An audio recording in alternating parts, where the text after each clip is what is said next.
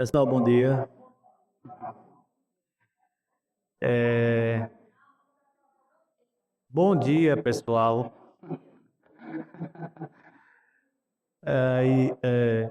Clima bom, né? Eu acho que o pessoal ficou mais tempo na cama com esse clima. Mas vamos iniciar, porque o tema hoje é bastante extenso, então, para dar aí uma aula, certo? Eu vou fazer uma oração breve para que possamos iniciar com a nossa escola bíblica.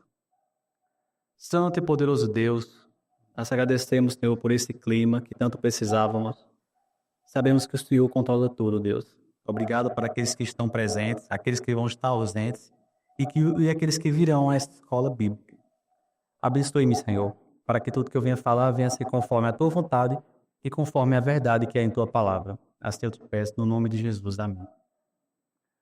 Bom, pessoal, como eu falei de início, hoje nós temos um desafio, porque é o seguinte, como vocês viram aí o título, o panorama do Novo Testamento, praticamente condensar o Novo Testamento em uma aula de 1 hora, 45 minutos. É algo praticamente impossível, tá certo? Então, vai haver livros que eu vou apenas dar uma pincelada. E outros que eu acho, não assim que sejam menos importantes, mas outros que eu acho que são mais relevantes, eu vou aprofundar um pouco mais.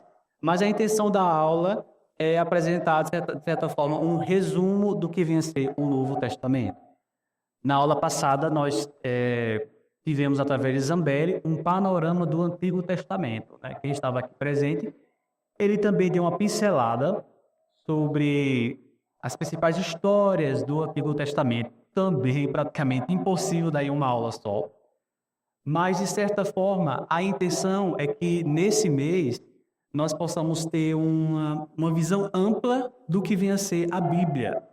E, através dessa visão ampla, Zambelli vai fazer um estudo exegético de algumas passagens bíblicas. Então, por que é que nós estamos estudando a Bíblia? Para que possamos ter uma visão ampla, né? Não só para ver o micro, mas ver o macro, né? Todo o conjunto do que vem a ser a Bíblia, composta pelo Novo e pelo Antigo e pelo Novo Testamento.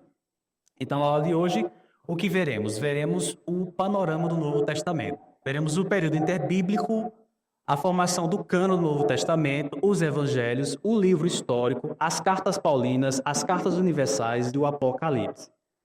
Esse é o conjunto de livros que compõem o Novo Testamento. Eu acho que todos vocês devem conhecer esses livros, né? Se não conhecem, vão se aprofundar um pouco mais nesta aula. Antes de iniciar sobre o Novo Testamento, nós precisamos saber o que aconteceu entre o Antigo Testamento e o Novo Testamento. Tá certo? Vocês vão perceber que quem lê, claro, como nós somos cristãos, que estamos constantemente lendo a Bíblia, nós percebemos que há uma grande diferença de linguagem entre o Antigo Testamento e o Novo Testamento. Vocês percebem isso? Percebe que a linguagem usada no Novo Testamento ela é totalmente diferente da usada no Antigo Testamento. Por exemplo, no Antigo Testamento nós temos livros poéticos, nós temos livros proféticos, nós temos hinos, nós temos livros que datam leis, né, digamos, textos mais jurídicos, podemos dizer assim. Isso não ocorre com frequência no Novo Testamento. Então nós vemos uma diferença entre dois tempos da história, o tempo do Antigo Testamento e o tempo do Novo Testamento. Aí muitos se perguntam como foi essa transição. Como foi essa transição do Antigo Testamento para o Novo Testamento? Comumente as pessoas sempre citam aquela passagem que fala assim, que na nossa Bíblia há uma folha em branco, e essa folha em branco durou cerca de 400 anos, que é entre Malaquias e Mateus, né? Então, do Antigo Testamento para o Novo Testamento, todas as Bíblias têm uma folha em branco. E aí muitas pessoas falam que essa folha em branco ela dura 400 anos. Por quê? Porque do último livro escrito no Antigo Testamento até o primeiro livro escrito no Novo Testamento, passaram-se 400 anos em que, de certa forma, Deus não falou mais através dos profetas. Vocês devem ter ouvido falar sobre esse período, que é o período interbíblico. Outras pessoas falam como um período do ano do silêncio. O que foi esse período interbíblico? Quando você lê o Antigo Testamento, você vai perceber que quando você sai do Antigo Testamento e chega no Novo Testamento, existem algumas coisas, como é que eu posso, algumas relações sociais, alguns grupos de pessoas, né, que surgiram no Novo Testamento e que você não vê no Antigo Testamento. Por exemplo, de onde veio os fariseus? Porque você vai ler o Antigo Testamento e não tem uma palavra sobre os fariseus, sobre os saduceus. As sinagogas. Porque de onde é que vem as sinagogas? Porque no Antigo Testamento não tem sinagoga. Quando é que surgiu a sinagoga? Quando é que surgiu essas seitas judaicas, como fariseus, saduceus, os zelotes? Como é que surgiu a dominação do Império Romano? Porque na época de Jesus, o domínio era do Império Romano, né? Aquela região em que Jesus morava, a Palestina, que era a Judéia, a Galileia, todas juntas, era domínio do quê? Do Império Romano. Como é que isso foi acontecer? Porque na Bíblia nós não temos isso. Salvo me engano, a última ocupação daquela região, não sei se foi pelos babilônicos ou pelos persas, talvez tenha sido pelos persas, que ainda é registrado no Antigo Testamento. Então, tudo isso acontece nesse período de 400 anos. Então, quando o cano do Antigo Testamento é fechado em Malaquias, até o surgimento do Novo Testamento, acontece várias coisas ao povo judeu. Então, o povo judeu passa por perseguições, dispersação e por dominações. Como a Palestina, como aquela região da Judéia, da Galileia, ela está próxima ao Império Greco-Romano, eles foram invadidos por esse império, que era o Império Grego-Macedônico. Eu vou passar bem rápido por isso aqui, não tem necessidade de ter aprofundado sobre isso. E esse império, então, ele passa a controlar aquela região. Só que dentro daquela região existia o quê? Os judeus. E os judeus continuavam praticando a sua religião. Só que é o seguinte, reinado e reinado, nós temos o surgimento de várias perseguições aos grupos do judeu.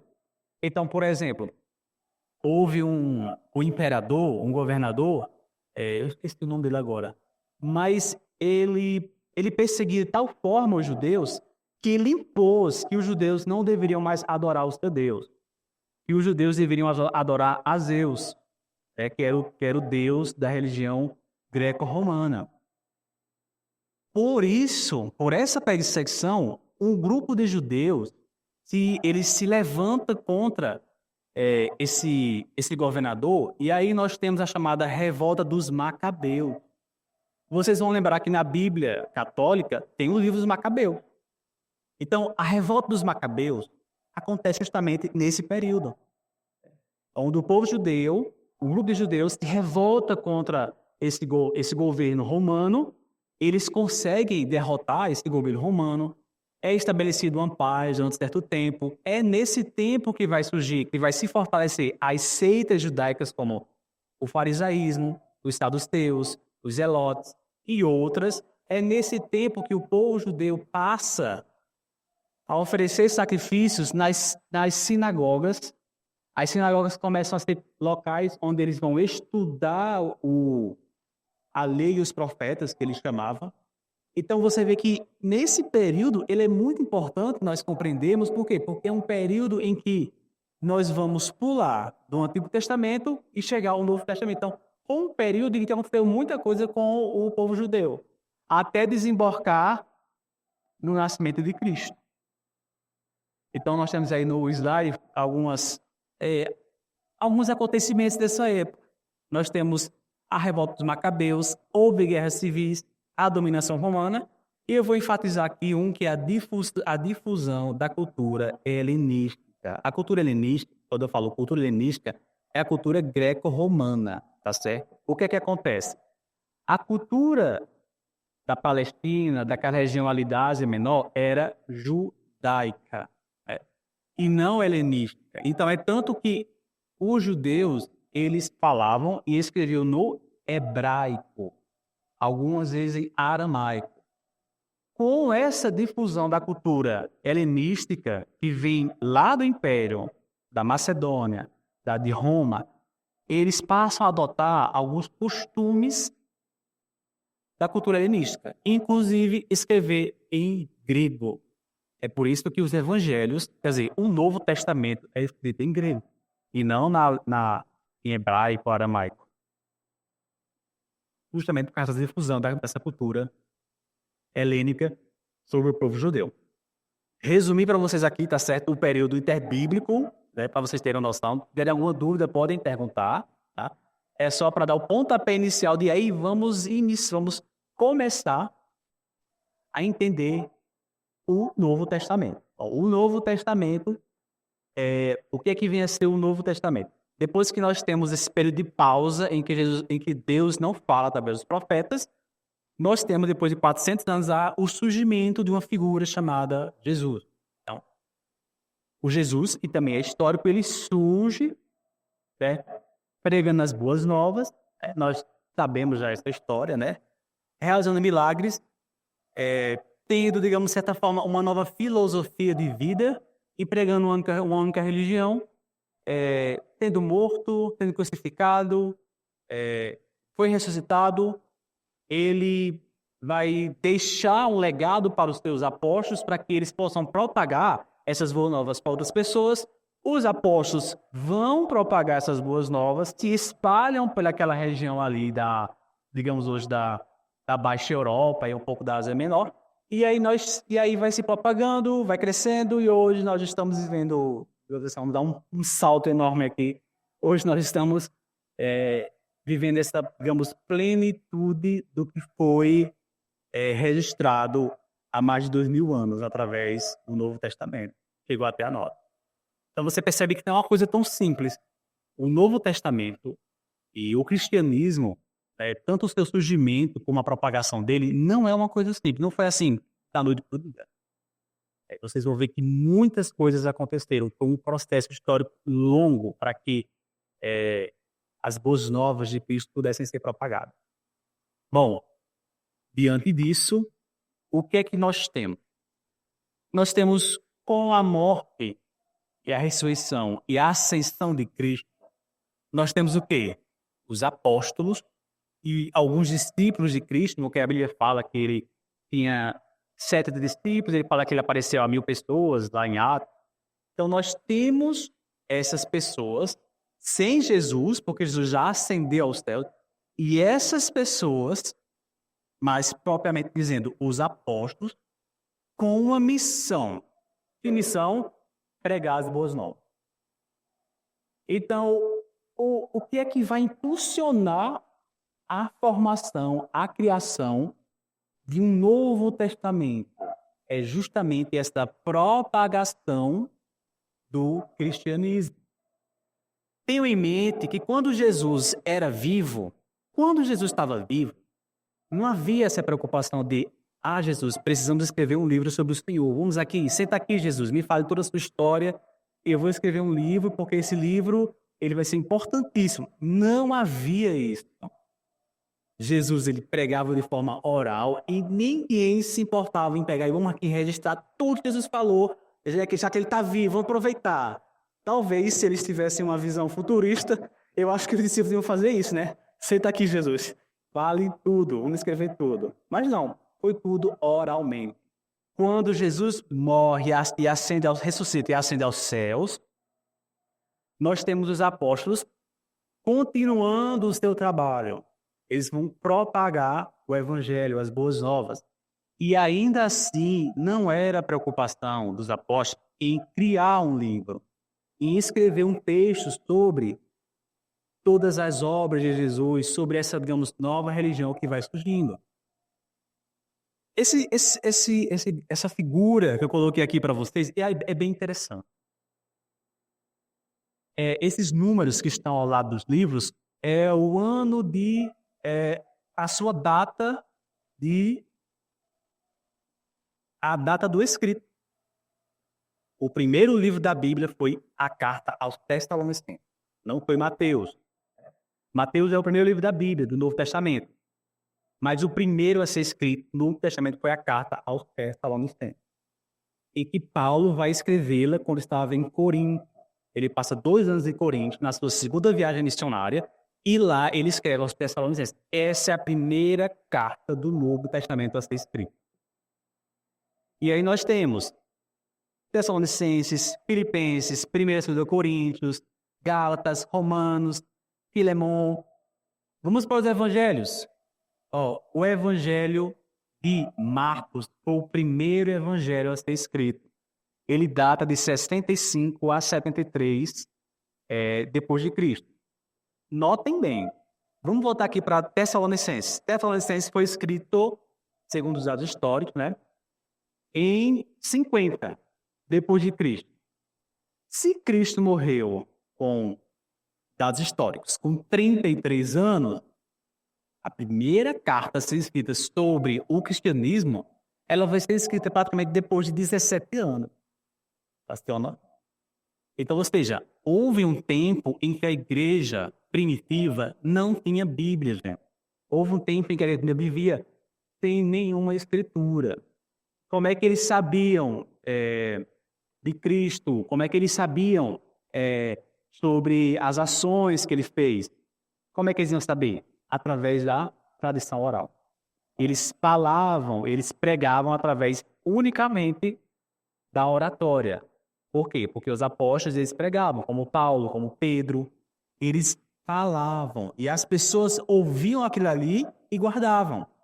Então, não havia nenhum registro, né? Não há aquela... Eu tinha essa percepção, né? Mas, claro, quando eu era muito novo na fé.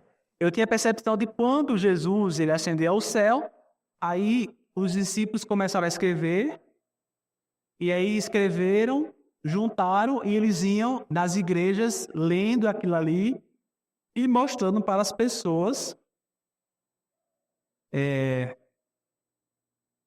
o evangelho. Só que não. Durante muitos anos, a igreja permaneceu viva através da tradição oral.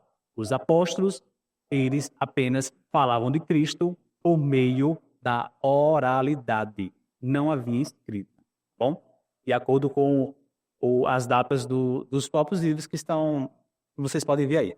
Bem, e por que houve essa necessidade de surgir, então, os livros? Houve essa necessidade, porque temos hoje essa necessidade, né? Por que é que a igreja viu a necessidade de termos livros escritos que falem sobre as ações de Jesus, sobre a sua doutrina, né? Sobre moralidade, sobre conduta? Por que houve esses livros? Porque aí vocês vão ver que, com o passar do tempo, houve essa necessidade. A igreja viu que precisava fechar, né, um catálogo de livros para que pudesse ali basear a sua fé. A gente vai ver que alguns fatores contribuíram para isso. Primeiramente, vamos destacar que o foco central do Novo Testamento é Jesus. Todos os livros do Novo Testamento, o foco é quem? Jesus. Diferente do Antigo Testamento. Temos várias histórias. Já no Novo Testamento, o foco vai ser Jesus. Ele vai ser a autoridade primordial, né, da igreja primitiva, vai ser Jesus. A tradição era feita de forma oral, tá certo? Já que vamos pensar que naquela época a igreja tinha os apóstolos. E os apóstolos, eles eram testemunhas oculares. Eles viam Jesus. Então, eles receberam as palavras diretamente da fonte, que foi Jesus. Então, eles recebiam essa palavra que era depois e transmitiam para as comunidades cristãs. Então, eles tinham esse contato mais imediato com Jesus. Então, por isso que a tradição era oral e não escrita. Quando esses livros, as cartas, livros, começaram a surgir, ele também não surgiu assim de uma hora para outra, como vocês podem ver pela data. Tipo, não foi assim. Eu sou aqui da comunidade de Éfeso. Olha, nós temos aqui, surgiu aqui todos os livros, Mateus, João, as epístolas, estão aqui com a gente. Não foi assim. As cartas, os livros, eles se encontravam em algumas igrejas. Aí essas igrejas passavam esses manuscritos para as outras igrejas, né? E assim, esses manuscritos, essas cartas, principalmente as cartas paulinas, elas circulavam entre as igrejas, né? E eram cópias. Justamente isso, não eram originais, né? Só um adendo. Naquela época, usava-se o papiro na escrita. E o papiro, ele tem um problema. Ele tem um problema, por quê? Porque o papiro ele tem uma validade. Geralmente, com 4, 5 anos, eles se deterioram. Porque o papiro ele é feito de tecido vegetal. E de acordo com o clima, se for muito úmido, ele vai se deteriorar, vai ficar escuro, vai se perder a escrita. Depois, lá para o século 3, 4, veio surgir então o pergaminho, que já é feito de couro. É um tecido animal. Aí sim, os escritos duravam mais. E como o Ari falou aqui, né, eram cópias. A Bíblia original, e eles copiavam, né, passavam para todas as igrejas. E aí ia circulando entre as igrejas esses textos. Mas aí, quando é que vai surgir o cânon? Né? Quando eu falo cânon aqui, cânon significa, é uma palavra grega que significa medição. É como se fosse regra. O cânon é como se fosse assim, uma tabela de verdades. É o cânon, é a regra que nós usamos. Como é que vai surgir? Pode perguntar. Sim, mas fica a sua perguntinha aí, porque esse telefone sem fio existiu lá, tá certo? Fica com ela aí, tá? Você acha o quê? Você acha que tinha internet lá para checar as fake news? Fica aí. Então, olha só. O cânon, ele vai ser formado, tá bom? E ele vai ser formado através da igreja, porque a igreja vê o seguinte, puxando aqui o gancho do que o irmão vai falar ali, lá pelo século II, século I ainda, lá no ano 100 e pouco, a 200, né? Veja que está muito próximo da ascensão de Cristo. O cristianismo estava se expandindo. Só que, olha só, vamos pensar que os apóstolos eram aqueles que possuíam essa, digamos, essa verdade, porque eles ouviam diretamente a Cristo. E eles repassavam nessa comunidade.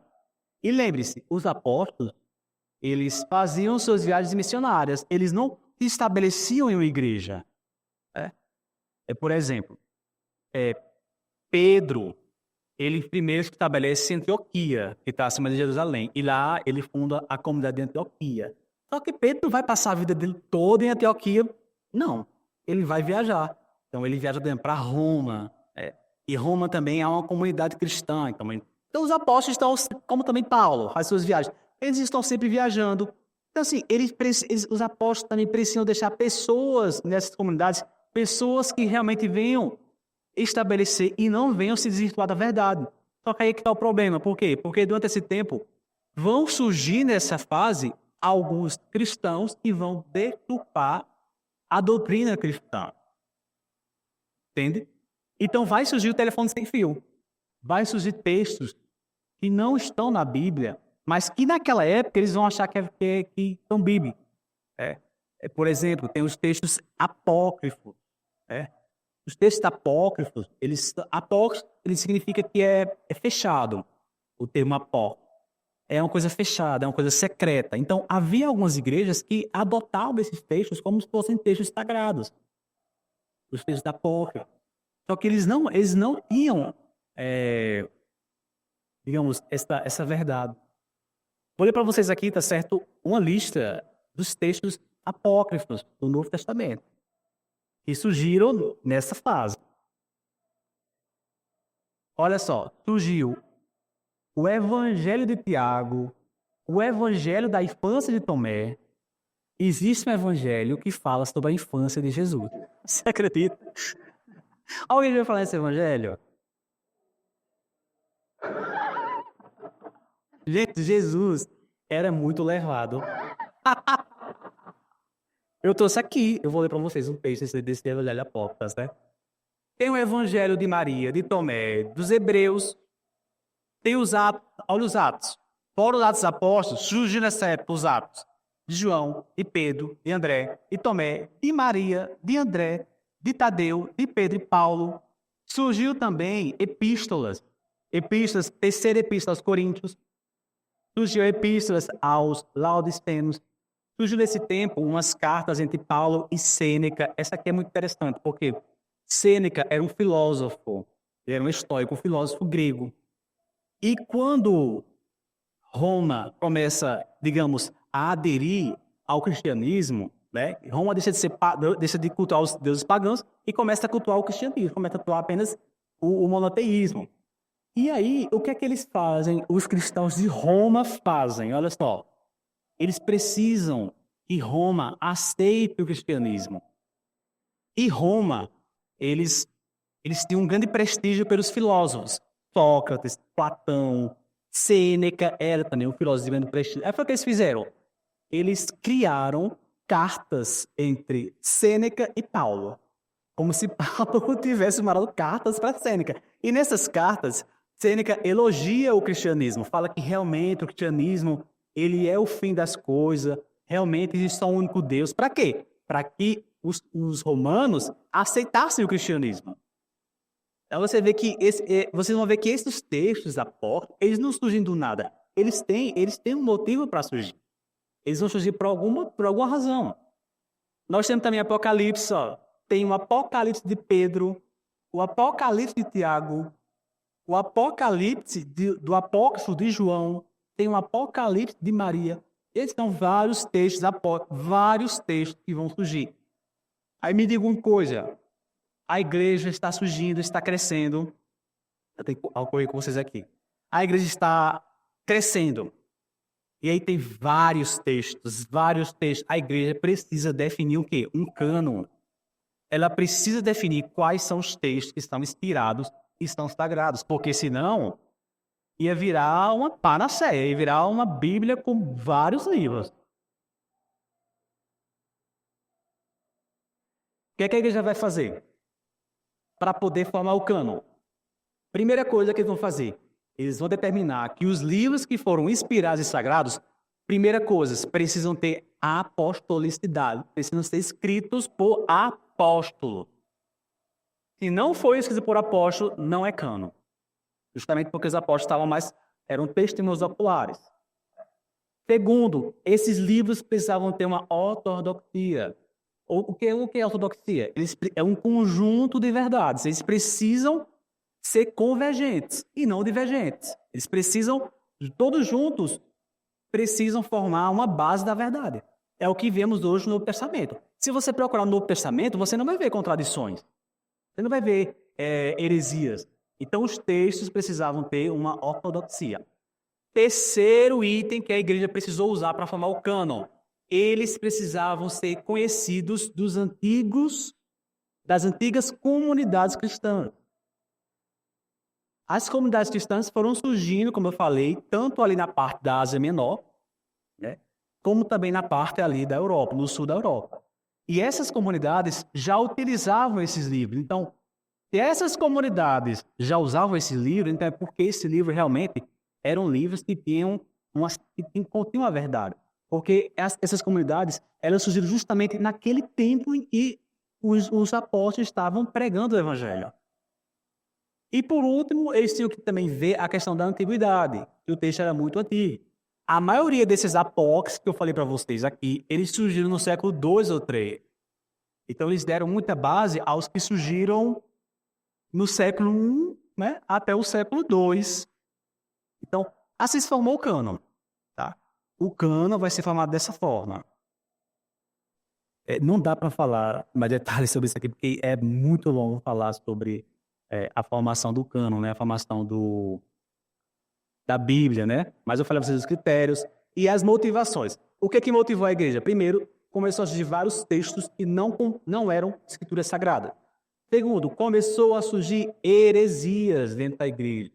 As heresias começaram a surgir desde quando os apóstolos começaram a pregar. Então, por exemplo, tem uma heresia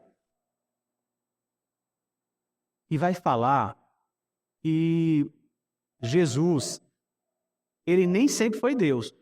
E essa heresia surgiu lá no século I, viu? Nas igrejas. Essa heresia vai dizer que Jesus nasceu como uma pessoa normal, como um homem. Só que depois do seu batismo, ele passou a ser Deus. No batismo, porque no batismo fala que desceu uma pomba do céu, então foi naquele momento em que Jesus passou a ser Deus. Antes disso, Jesus não era Deus. Então a igreja precisava combater essa heresia. Mostrar que não, que desde o seu nascimento, que foi virginal, Jesus já era Deus ali. Não havia separação. Então ela precisava combater, e justamente para combater essa heresia, precisava se embasar nos textos. Os textos estavam ali para mostrar isso. E aí, eu estava falando sobre a questão das heresias. Então, por exemplo, isso aqui é bem interessante. Eu vou ler para vocês, não tudo, mas só uma parte do Evangelho de Tomé sobre a infância de Jesus. Esse aqui é um livro bastante interessante, é um livro que tem alguns, não todos, alguns apócrifos, gregos e latinos, e ele vai falar sobre esse evangelho. Esse vai falar sobre a infância de Jesus, e nós vamos entender por que esse evangelho surgiu, a infância de Jesus, justamente por causa dessa heresia, para combater essa heresia, que falava que Jesus não era Deus antes do batismo. Eu, Tomé, o israelita, anuncio-vos a todos os irmãos, dentre os gentios, para que conheçais a infância grandiosa do nosso Senhor Jesus Cristo e quantas coisas fez, tendo nascido na nossa região, cujo relato segue a ser. Esse menino Jesus, tendo atingido a idade de 5 anos, brincava no val de um riacho, e reuniu as águas correntes em lagoas, e fez logo puras, e realizou essas coisas apenas com a palavra. Vocês entendem que ele está falando de Jesus quando era criança, ele pegou as águas que eram sujas e ficaram puras. Ele faz uma menção ao quê? Ao milagre da transformação da água em vinho. Vocês estão entendendo agora aqui o que ele faz aqui? Exatamente, olha só. E fazendo barro maleável, plasmou a partir dele 12 pardais. E era um dia de sábado, quando os fez. E havia muitas outras crianças que brincavam com ele. Tendo o judeu visto as coisas que Jesus fazia, brincando no sábado, foi imediatamente e anunciou ao pai dele, José: Eis que o teu filho está junto do riacho e, tomando barro, plasmou 12 pardais. Ele profanou o sábado. A criança vai lá e fala para José: olha, ele profanou o sábado, teu filho. Eu acho engraçado todas essas coisas. E José, indo para o local e vendo o que se passava, gritou-lhe, dizendo: Por que faz estas coisas em dia de sábado? Coisas que não é permitido fazer. Jesus, batendo as mãos, gritou aos pardais e disse-lhes: Ide. E voando os pardais partiram chiureando, né? Essa história é bem comum. Então ele cria 12 pardais no sábado, né? E aí ele faz, bate palma, ide, né? É como se ali os 12 pardais representam os 12 tipos, né? O ide representa o ide. Você começa a perceber que esse evangelho apócrifo, ele foi criado com uma intenção naquela época. Não é que ele seja um evangelho herético. Ele é herético, mas ele foi criado dentro da igreja com alguma intenção. Inclusive, esses apócrifos, eles eram lidos nas igrejas primitivas durante algum tempo, antes da formação do cânon. E vendo isso, os judeus admiraram-se e, afastando-se, contaram aos chefes dele o que Jesus fez. Eu não história que Jesus, viu? Jesus era bem malvadinho, fez tanta coisa. Fale. Assim, os apócrifos, é bem interessante, porque os apócrifos, não eram livros que eram lidos de forma assim, unânimes entre as igrejas. Em algumas localidades, se liam os apócrifos. Esses textos que chegavam lá e eles liam. Ora, aquelas pessoas não tinham noção de saber se aquele texto era ou não verídico, né? E então eles chegavam. Só que esses apócrifos, de certa forma, começaram a contaminar a doutrina de Cristo. Muitos apócrifos se perderam, não existem mais. Existem menções dele em outros livros. Outras vezes só há fragmentos, né? Por exemplo, nesse livro aqui que eu tenho, tem um apócrifo de Maria Madalena. E aí teve uma época que teve aquele filme Dan Brown, né? O Código da Vinci, né? Jesus casou com Maria Madalena, tá vendo aí? Vocês mentindo, tem um evangelho que fala isso, né? Por quê? Porque esse evangelho apócrifo de Maria Madalena vai falar que Maria Madalena tinha muita intimidade com Cristo, assim, ela era muito chegada a Cristo. E em determinada passagem, desse apócrifo vai falar que os discípulos falavam com Maria Madalena, mas não falavam com Jesus. Ou queria saber alguma coisa, porque Jesus tinha mais proximidade com Jesus. Através desse apóstolo, aí que veio surgir essa teoria de que Jesus tinha casado com Maria Madalena. Mas esses textos apócrifos não eram lidos na igreja em geral. Eram em algumas igrejas e grupos fechados. A igreja primitiva entende que esses apócrifos, eles têm alguma coisa de útil, mas o seu texto não é ortodoxo. Eles têm utilidade, mas ele não é ortodoxo. Tem que ser apostólicos. Os textos precisavam ser apostólicos. Você pode ver que praticamente toda a Bíblia é formada por texto apostólico. Alguns não são. Falo. Então, É um processo, e é complexo. Não dá para falar também uma aula não sobre essa reforma do cânon. Eu também não tenho conhecimento abrangente por isso aqui, não. Eu tenho estudado muito sobre a história primitiva, a igreja primitiva, e aí você vê essa questão dos livros, como o Cass falou aqui. Esses sucessores dos apóstolos, que são chamados pares apostólicos, então os patriarcas da igreja, eles atestavam os livros. Né? Eles vão dizer que os evangelhos são 4, que é Mateus, Marcos, Lucas e João. Eles é que vão atestar. E de acordo com a palavra deles é que vai se formando, que a igreja vai amadurecendo e vendo que existe esse cano. Mas lembrando assim o seguinte, esse critério é unânime, depende do seu ponto de vista. Nós vamos ver, por exemplo, existe a carta aos Hebreus, que o autor é desconhecido. Nós não sabemos, a igreja não sabe quem escreveu Hebreus. A igreja primitiva, ela vai dizer que Hebreus foi escrito por Paulo, mas hoje os fatos históricos mostram que Paulo não escreveu Hebreus. Questão de linguagem, questão de estilo, né? Questão de tempo, e não foi Paulo que escreveu. Mas aí assim, a igreja primitiva tinha a tradição. Então, o que era forte na igreja primitiva era a tradição que ela fez de forma oral. Então, a igreja primitiva ela vai sobreviver, ela vai crescer através da tradição oral. Chega um momento que a tradição oral não será tão suficiente. É nesse tempo que a igreja está crescendo. É necessário ter, então, a formação de um cano, a formação de livros que vinham compor e vinham, aliás, que eles iam servir como base da doutrina do cristianismo. Vamos correr aqui, pessoal. Vamos falar agora sobre o início desses Novo Testamento. Os evangelhos, né? Os evangelhos são 4, né? Mateus, Marcos, Lucas e João. Uma pergunta a vocês. Desses 4, quem eram discípulos de Jesus? Testemunhas de Jesus? Viram Jesus? Quem são eles? Lucas não era. E também, hoje também não é unânime que Marcos também não esteja. Há uma dúvida se Marcos era ou não discípulo de Jesus. A tradição vai falar de Pedro.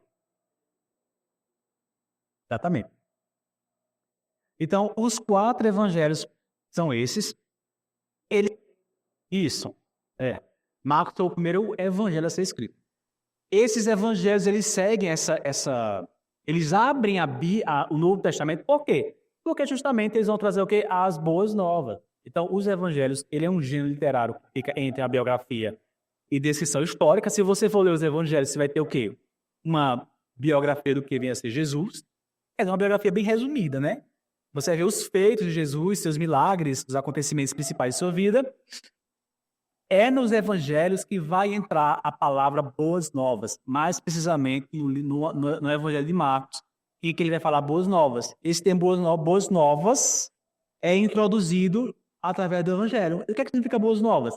Significa anunciar a salvação, anunciar as boas novas, as boas notícias, né, que vêm da parte de Deus. E dentro dos evangelhos, vocês perceberam isso na Bíblia de vocês?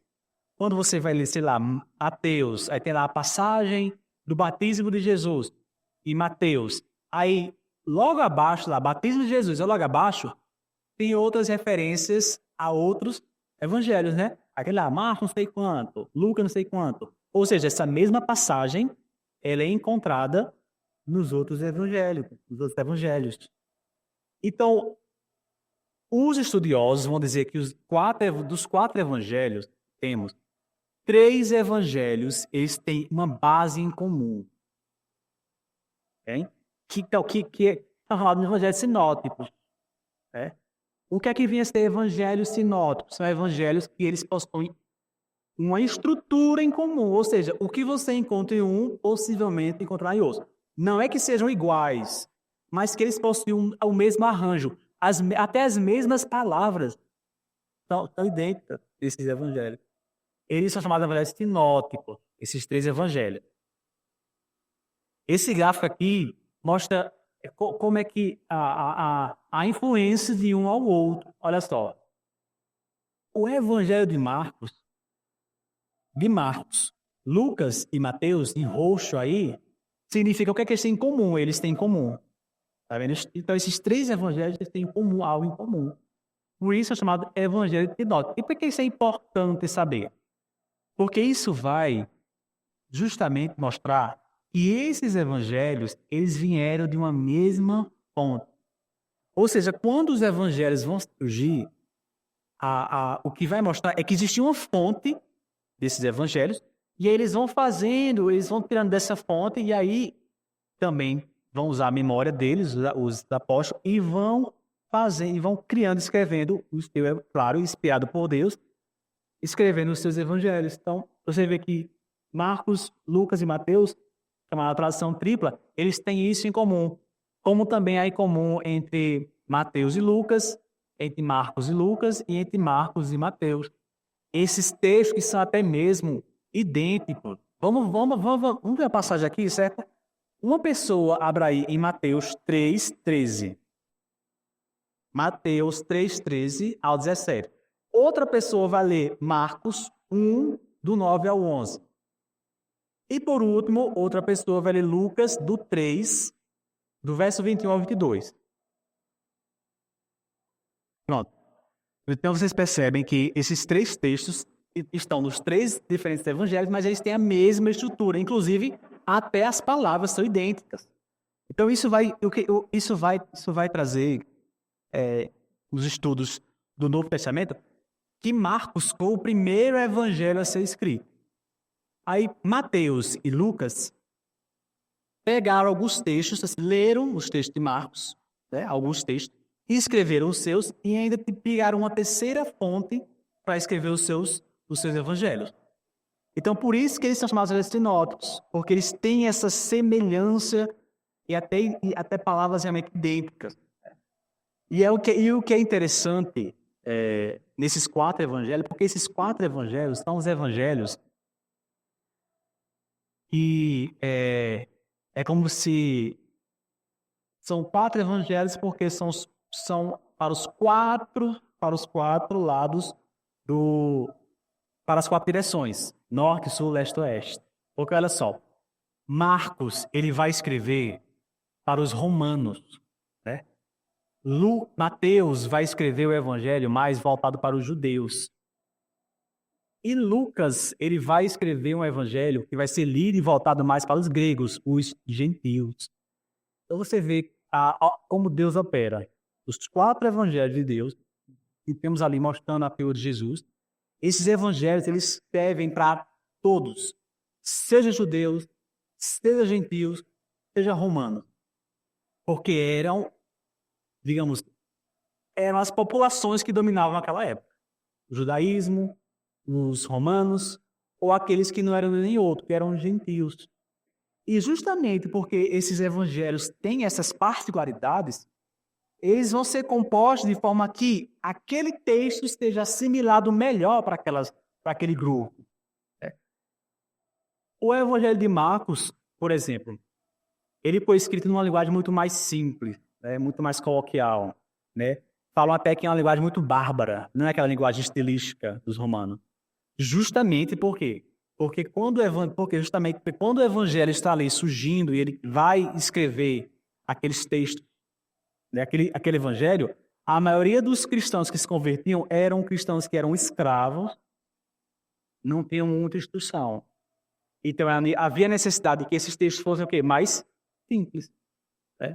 Não havia necessidade de que se adentrasse em temas mais profundos. Então, Marcos ele escreve uma linguagem mais simples, por quê? Porque é para um pessoal mais simples. A tradição vai falar que Marcos escreve o seu evangelho porque ele escreve a tradição, certo? Da igreja primitiva. Vai falar que ele escreve porque ele acompanha Pedro. Pedro não escreve, Pedro ele vai falando, né, de forma oral, e ali as pessoas que ouvem Pedro pede para que Marcos escreva o que Pedro fala. Escreva um testamento, uma escrita que fale sobre esse Jesus. E aí, por esse pedido, Marcos então escreve esse evangelho. Aí nós temos Mateus. Mateus foi um discípulo de Cristo. Mateus quando houve a dispersação dos apóstolos, Mateus permaneceu em Jerusalém. Então, em Jerusalém, o que é que tínhamos? Qual era a religião de lá? Os judeus. Então, ele escreve um evangelho totalmente voltado para os judeus. Então, você vai ver alguns pormenores, alguns tipos de palavras que são mais voltadas para os judeus. Isso aqui é o arranjo, é um resumo do que vem a ser os evangelhos. O conteúdo é praticamente o mesmo entre eles, né? Temos o batismo, a tentação, o ministério na Galileia, os acontecimentos em Pérea, a viagem para Jerusalém, a última semana, o julgamento, a morte e a ressurreição. Todos têm esse mesmo texto de Marcos. Todos têm. Aí você percebe que Mateus e Lucas eles vão incrementar. Eles vão ter textos a mais do que o de Marcos. Então, Mateus já vai colocar sobre o nascimento e a infância de Jesus. Mateus ele vai colocar um pouco sobre o ensino de Jesus. Ele vai incrementar com algumas parábolas que não tinham no de Marcos. Justamente por quê? Porque ele escreve para os judeus. E, por fim, dos três, o Evangelho de Lucas. O Evangelho de Lucas, eu vou ser sincero com vocês, eu estou fã desse Evangelho. Porque é o seguinte, o Lucas era um médico, né? Vocês sabem que Lucas, eu vou passar um pouco o Evangelho de Lucas, né? Lucas era um médico, né? E ele não era um apóstolo, mas ele era um discípulo, ele seguia os discípulos, seguiu inclusive Pedro e também Paulo. É tanto que ele vai seguir bastante Paulo e ele escreve Atos de acordo com os relatos que ele vê de Paulo. Ele veio de uma família rica, Lucas, e ele se converte ao cristianismo na época dos apóstolos. E o que acontece com Lucas? Dos três evangelhos, quando você vai ler Lucas, você percebe que Lucas ele não está escrevendo apenas relato ou uma história. Ele escreve como um escritor. O Evangelho de Lucas é um evangelho realmente muito belo. Por quê? Porque ele vai traçar, até as palavras que ele vai usar em esse evangelho são totalmente diferentes do que os outros vão usar. Ele vai usar uma linguagem mais poética. Por exemplo, no Evangelho de Lucas, nós vamos ter os hinos, que não é comum nos outros. Nós temos o Magnificat, que é o hino de Maria, né? A Virgem Maria fala. Nós temos o Benedictus, que é o hino de Zacarias. Nós temos o Glória dos Anjos, quando Cristo nasce. E nós temos o outro hino, que é quando eu acho que é quando o filho do centurião ressuscita, se eu não me engano. Ele já vai trazer outro aspecto para o evangelho. Ele traz outros temas que não estão nos outros evangelhos. Ele traz hinos. Outra coisa também que o evangelho de Lucas ele vai enfatizar, ele vai dar mais valor ao trabalho feminino. Por exemplo, é no Evangelho de Lucas que nós vamos ter a noção de que a primeira pessoa a ver Cristo foi uma mulher, foi Maria Madalena. É também no Evangelho de Lucas que ele vai mostrar que alguns milagres foram operados em mulheres, que haviam mulheres que realmente trabalhavam na obra do Senhor. Então, Lucas, por ser essa pessoa mais instruída, ele quis compor um evangelho que fosse universal. Ele quis compor essa forma. O evangelho de Lucas é como se fosse um evangelho universal. Para aqueles que realmente não conhecem, para aqueles que não têm a menor noção do que vem a ser Cristo. Então ele faz um panorama desde ele vai falar sobre a anunciação a Maria, do anjo a Maria. Ele vai falar sobre o batismo de Jesus, a pregação de João Batista, o ministério na Galileia, a jornada, a ressurreição, de uma forma muito mais, digamos assim, bem escrita do que os demais. Essa é a verdade. Então, o que acontece também com o Evangelho de Lucas? O Evangelho de Lucas, de certa forma, ele é junto com o livro de Atos dos Apóstolos. Quando Lucas escreve o Evangelho dele, e logo em seguida também escreve o Atos dos Apóstolos. Por quê? Porque é como se os dois tivessem que ser lidos em conjunto. Tanto o Evangelho como o Atos dos Apóstolos. Então, assim, todos os evangelhos têm as suas particularidades. Você vê que cada um escreve de alguma forma. Cada um escreve para um público diferente. E essa é a graça divina. Essa é a providência de Deus. E nós percebemos como Deus ele exerce a sua providência, né? Até mesmo na criação do Novo Testamento. Aí temos também o Evangelho de João. O Evangelho de João é o evangelho mais, assim, dos três, é o mais incomum. Por que é mais incomum o Evangelho de João? Então, olha só. O que é que vai falar sobre João? João ele vai trazer temas que não foram explorados nos outros evangelhos. Então, por exemplo, você vai ter algumas palavras, algumas ideias até de Jesus que não foram exploradas nos outros evangelhos.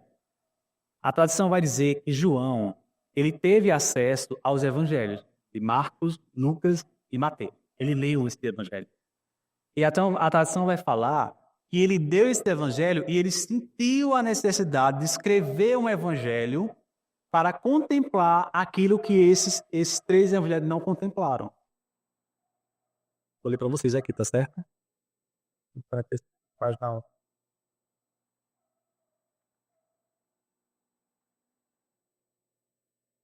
Olha só.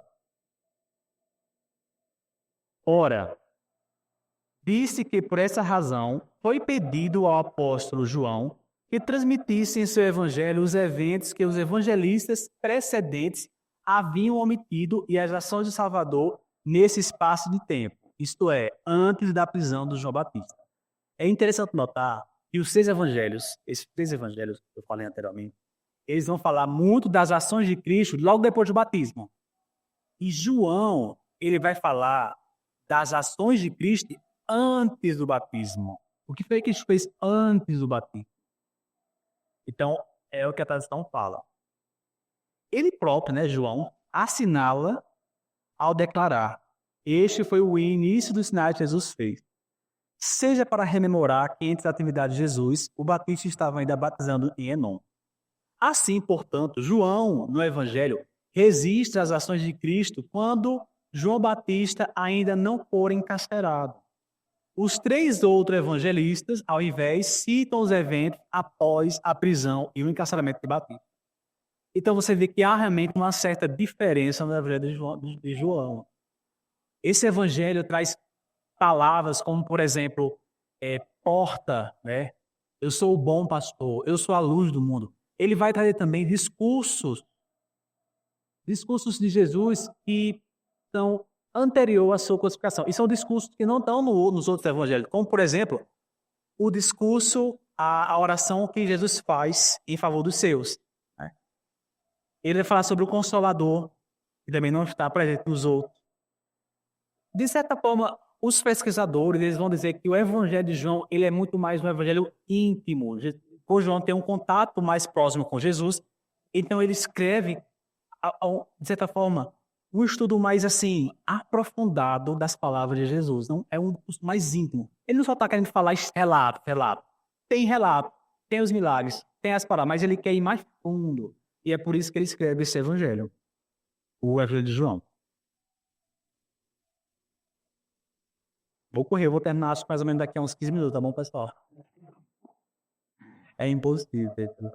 Livro histórico. Qual é o livro histórico que nós temos? É o Atos. Tá? O livro de Atos é um livro histórico, vai narrar as ações, né, dos apóstolos. Ele também é conhecido como o livro dos Atos do Espírito, porque a palavra Espírito Santo aparece mais de 76 vezes no livro de Atos.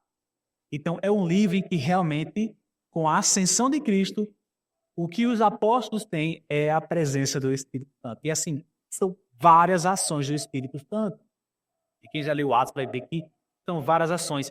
Paulo é constantemente, nas suas viagens, guiado pelo Espírito Santo. Ele vai para uma cidade e ele tem um sonho e manda ele voltar. Ali também nós temos Pedro. Pedro vai ter uma visão, né? Os animais estão na rede. Ali ele vai entender que o evangelho também é para os gentios. Então nós temos a operação ali, né? Inconfundível do Espírito Santo. Então são atos do Espírito. Ali os apóstolos estão cheios do Espírito, né? Como fala lá, recebereis do poder e vão pregar em Jerusalém, em Samaria, os confins da terra. Então eles têm a seu favor o Espírito Santo. Então, são intrépidos. Eles curam, eles fazem milagres, eles convertem, eles vão instituir comunidades cristãs em suas viagens. E o livro de Atos ele vai se dividir em a formação da igreja em Jerusalém, a formação da igreja dos gentios e as cenas finais da vida de Paulo. O grande personagem do livro de Atos é Paulo.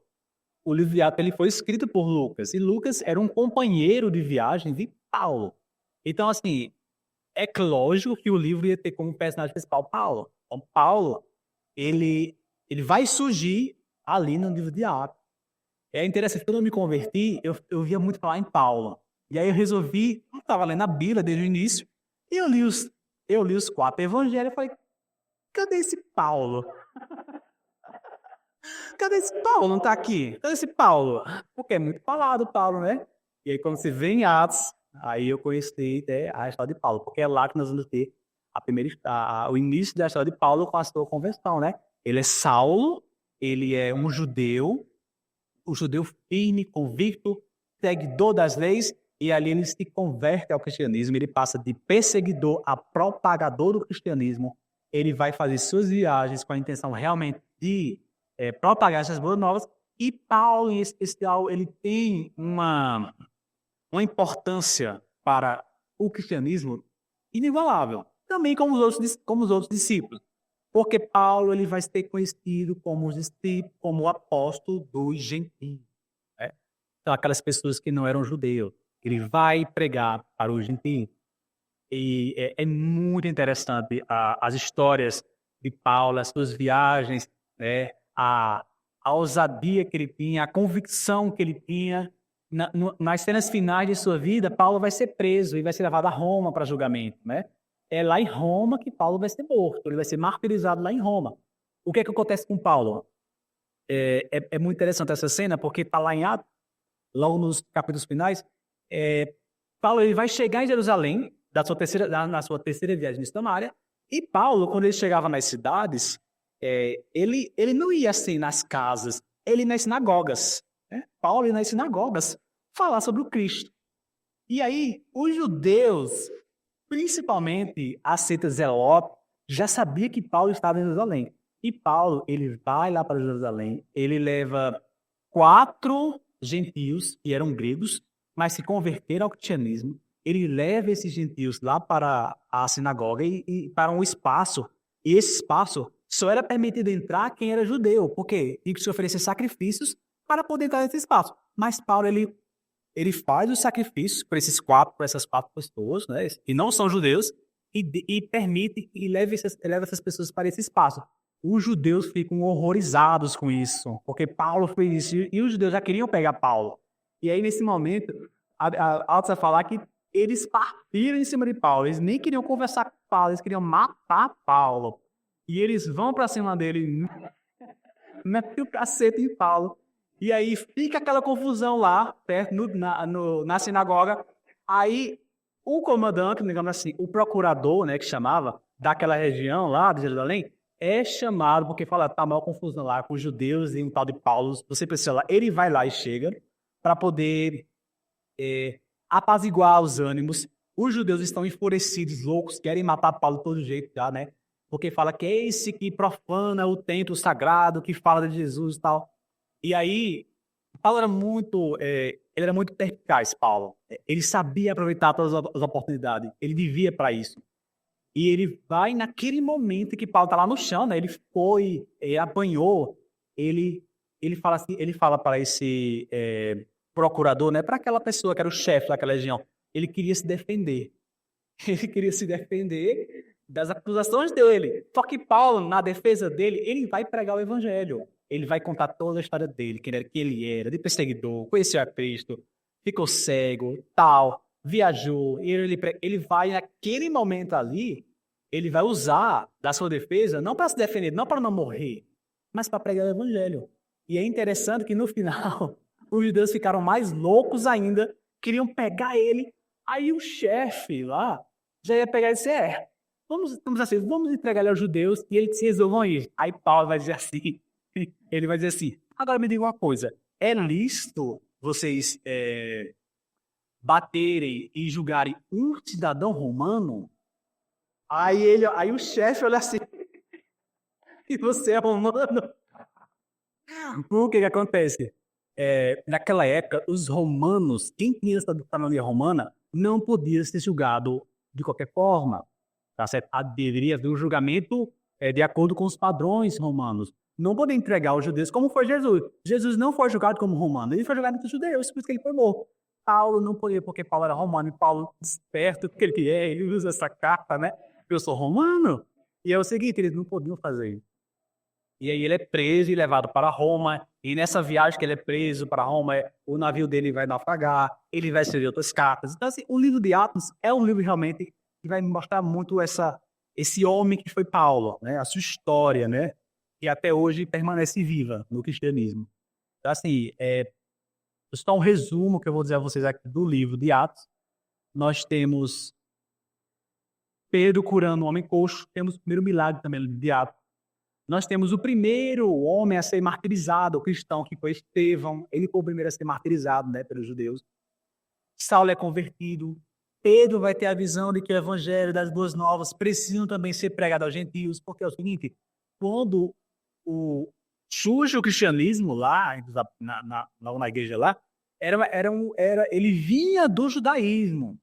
Então, eles não tinham a noção de que esse evangelho teria que também ser pregado aos gentios. Os apóstolos, de certa forma, ainda acreditavam que o evangelho era só para os judeus e não para quem não fosse. E aí e Pedro tem essa visão. É, não foca muito não mesmo. E dando continuidade às ações de Paulo, nós vamos ter as suas cartas, as cartas paulinas. São 13 epístolas, tá certo? As suas epístolas podem ser divididas em eclesiásticas, pastorais e pessoal. Paulo teve uma vasta produção literária, principalmente com cartas, tá certo?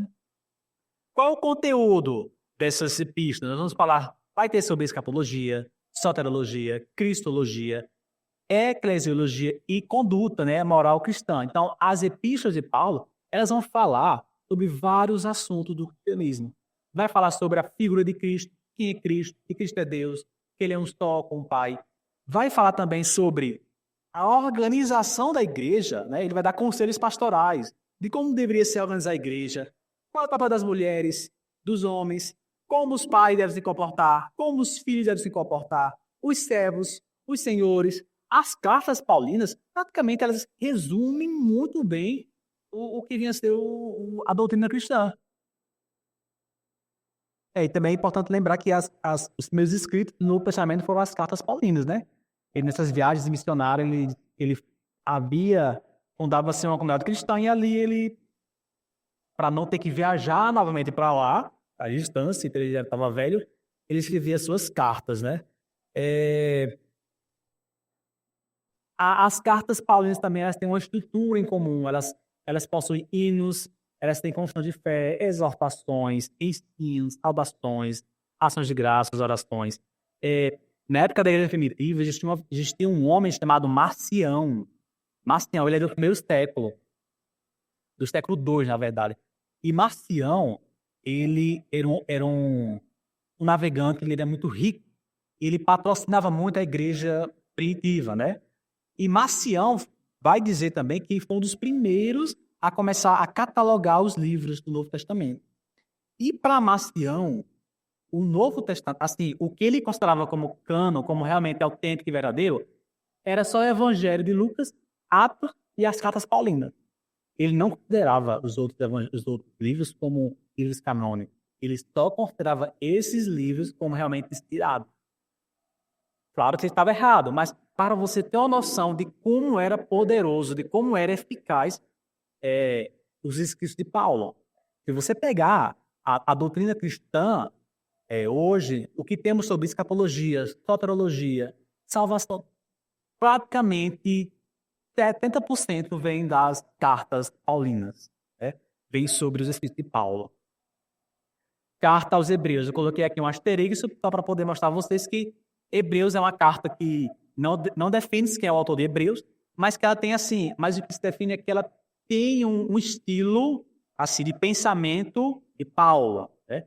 Ela é uma carta destinada a uma comunidade hebraica, uma comunidade de cristãos que eram judeus e se converteram, mas ela é tida como paulina, embora, né, confirme-se hoje que não foi Paulo que escreveu. Mas o que vocês têm aqui é que possivelmente quem a escreveu foi algum discípulo de Paulo, porque o pensamento de Paulo está lá naquela carta de Hebreus.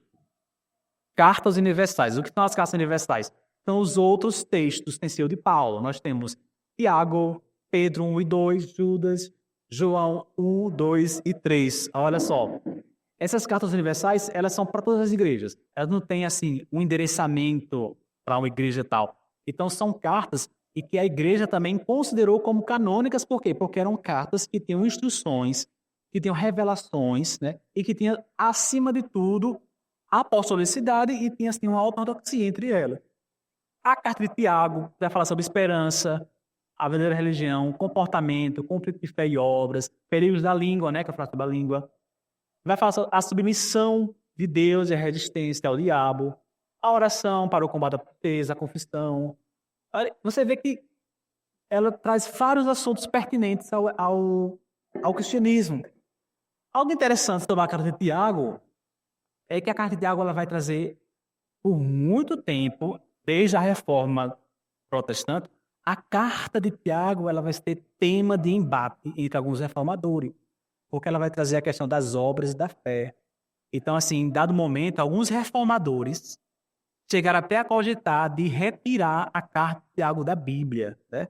Mas isso não aconteceu, né? Porque estamos falando aqui hoje, por causa desse conflito que há entre obras e fé. Ainda falar sobre isso agora não, tá?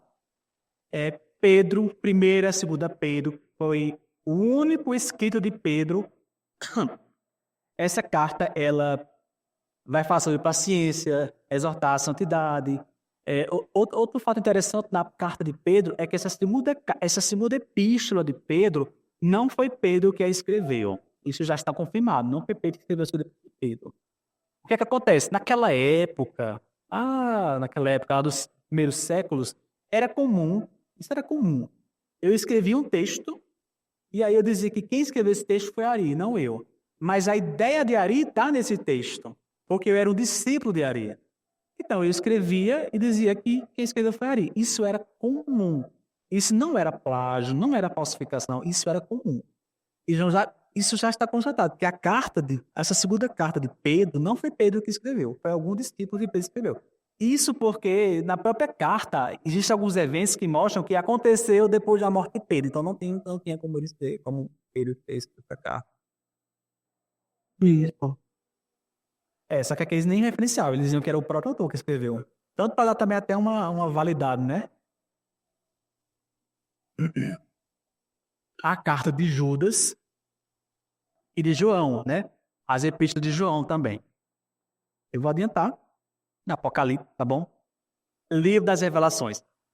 O Apocalipse também é escrito por João, tá certo?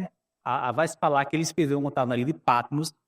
Então, ele vem em duas partes, o Apocalipse. É um livro bastante assim controverso, né? Porque as pessoas não entendem o que está sendo escrito ali e realmente é um livro muito alegórico, é um livro cheio de profecias, há uma linguagem simbólica, um estilo totalmente diferente do comum. Então, assim, é um livro que não é fácil de ser compreendido, tá?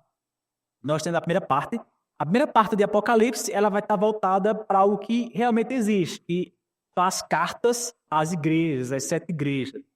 A segunda parte é que vem a parte das profecias do Apocalipse, certo? E sobre o Apocalipse, nós temos 4 vertentes sobre o livro de Apocalipse. Nós temos a primeira vertente que vai falar que os preteristas que falam que o que aconteceu lá no livro do Apocalipse foi no início da igreja primitiva. Aquele livro de Apocalipse, tudo que aconteceu ali, todas as profecias já aconteceram. E foi no início da igreja primitiva. Aí tem a ideia futurista, que fala que não, o que está em Apocalipse vai acontecer ainda. Aí tem a corrente historicista, que fala que o que está em Apocalipse é uma história contínua, está acontecendo o tempo todo. Já está acontecendo até quando chegar no final, é que tudo foi se cumprido. E tem essa outra que é a idealista, que fala assim, que em cada tempo acontece as profecias do livro de Apocalipse. Assim, como assim? Cada tempo sempre vai acontecer, cada era sempre vai acontecer o que está em Apocalipse. Na era da igreja primitiva aconteceu as profecias de Apocalipse. Na era moderna de hoje está acontecendo as profecias de Apocalipse. E esses são fatos de curiosidade, tá certo, pessoal? Eu falei a vocês que eu ia correr, porque realmente não tem como dar, eu digo que é muita coisa para dar. Mas só que para dar nessa aula o panorama do Novo Testamento, como o irmão foi falar ali, sobre como Deus opera através dos séculos, através da história, através de homens. Através desses homens que escreveram esses textos, que chegaram até nós, nós podemos conhecer o Evangelho, nós podemos conhecer a Cristo. O que seria da igreja sem esses textos? Né? O que seria da igreja sem esses textos? O que seria do cristianismo se não fosse esse texto, esses textos, essa formação, né, do Novo Testamento, para mostrar realmente? É por isso que hoje o Novo Testamento ele é fechado. Não existe mais outros livros que vão ser acrescentados a ele. É por isso que quando você vê, tipo, alguma seita, como, por exemplo, os Testemunhos de Jeová, porque eles têm uma Bíblia deles, eles mudam a tradução justamente para poder se incrementar, para poder ali passar uma verdade que é falsa. Os Mormons, que tem um terceiro livro, né, que é a Revelação de João, esse nome dele, que vai falar também que é a revelação de Cristo, né? Os adventistas, como a Ellen White, que também tem seus livros de profecia, não acreditem nisso. A, o, o cânon, apenas o que está na Bíblia, no Novo Testamento, é o que fecha, é o suficiente para compreendermos a doutrina cristã. Fora disso, não há como confiar. Você pode ter estudos, você pode ser ali como consulta, mas Bíblia, mais verdade, é o que está nesse cânon. Por quê? Por justamente esses livros que foram passados desde a igreja primitiva, desde a igreja que Paulo visita lá em Éfeso, né? Desde a igreja que Paulo escreve para os romanos. Foi essa igreja que ali já atestava que esses textos eram inspirados por Deus, e eram textos que Deus realmente validou para a sua igreja. Então, essa é a importância do Novo Testamento para nós. E é isso, pessoal. Vou fazer uma oração para encerrar, tá bom? Senhor, muito obrigado. Obrigado, Senhor, porque realmente a tua palavra chegou até nós. A tua palavra chegou até nós através da igreja primitiva, através dos apóstolos, Senhor, desses homens que guardaram a tua palavra. Obrigado, Pai, que eu peço que o Senhor propague a tua palavra àqueles que não conhecem e que possamos sempre fortalecer e sempre termos motivos para defender a nossa fé. Em nome de Jesus. Amém. Muito obrigado.